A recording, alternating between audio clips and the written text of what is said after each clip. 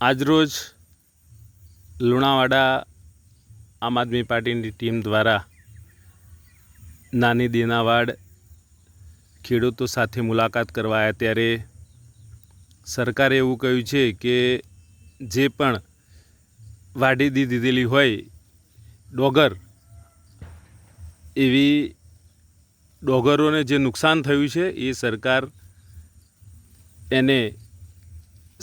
એને સહાય કરાવશે, પણ સાથે સાથે આ ખેતર છે, ખેતરની અંદર ડોગર વાઢેલી નથી, ફક્ત ને ફક્ત આડી પડી ગઈ છે. પણ આડી પડી ગઈ છે, પાણી ભરાઈ ગયું છે, એના લીધે આ ડોગર જે ખરી એ ઉગી ગઈ છે. આપ જોઈ રહ્યા છો એ પ્રમાણે.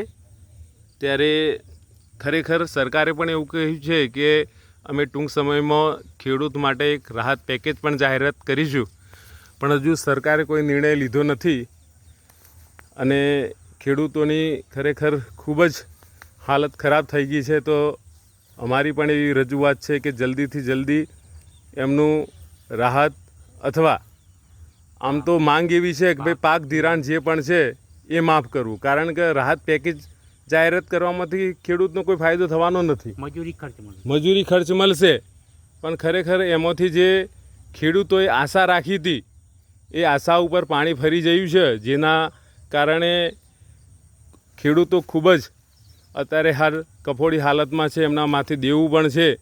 પણ જો સરકાર પાક ધિરાણ માફ કરે એવી ખેડૂતોની માંગ છે.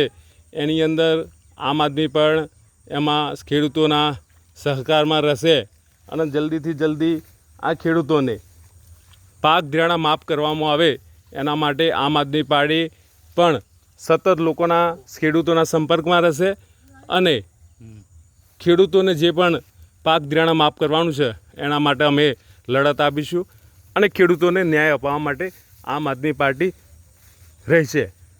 જય હિન્દ, જય ભારત.